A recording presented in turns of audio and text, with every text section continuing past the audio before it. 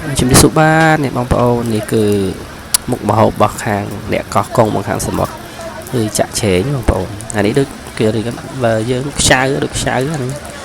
ចាក់ឆេងទៅចេញពីកោងកាងមកឲ្យយើងទិញនៅផ្សារបន្ទាប់មកយើងទិញខ្ទិះដូងឲ្យគេកិនឲ្យយើងហើយបងប្អូនហើយយើងយកមកវាមានគ្រឿងនេះ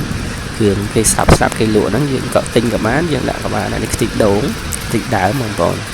ហើយយើងកាត់វាកតុយវាចេញមកស្រួលបើកជក់អញ្ចឹងណាដំបូងគឺយើងត្រូវបំពងគ្រឿងហ្នឹងទៅដាក់ខ្លាញ់កូរមួយគ្រឿងឲ្យវាចូលជាតិសពសិនមកឲ្យឈ្ងុយឲ្យឡើងឈ្ងុយទៅបានយើងចាប់ផ្ដើមចាក់ខ្ទិះដូងចូលបងប្អូន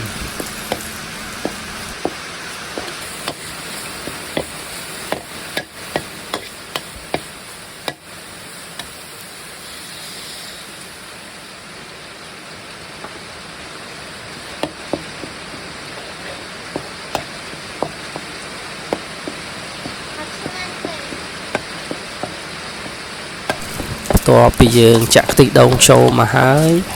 កូរវាមកសន្ទុះមកនេះឲ្យវាបែកទឹករៀងឡើងទឹកចូលនេះសពអញ្ចឹងរួចឲ្យវាចាក់ឆេងចូលបងប្អូនបន្ទាប់មកទៀតយើងបង់គ្រឿងធម្មតាវាឆេងស្កររ៉ូឌីហ្នឹងតែប៉ុណ្្នឹងហើយបងប្អូនហើយទុកវាឲ្យមកសន្ទុះឲ្យវាទឹកដូងអស់តិចណាខ្ទិះដូងបងប្អូនព្រោះខ្ទិះដូងយើងដាក់ច្រើនដែរតិចទៀតយើងចាក់មិញហ្នឹងខ្ទិះដើមយើងចាក់អស់ហើយយើងបន្ទាប់មកយើងចាក់ខ្ទិះដូងតិចហើយទឹកតិចទីបងប្អូនចាក់វាពេញងាស់វាឲ្យរៀងហ៊ីងតិចទៅវាចូលជាតិឆ្ងាញ់អញ្ចឹងណា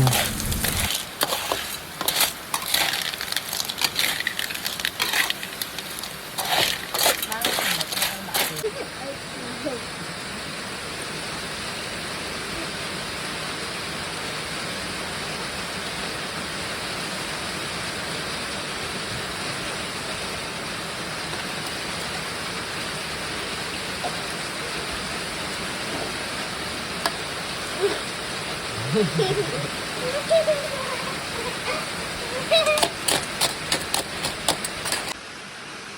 តំណងឲ្យហើយបាទ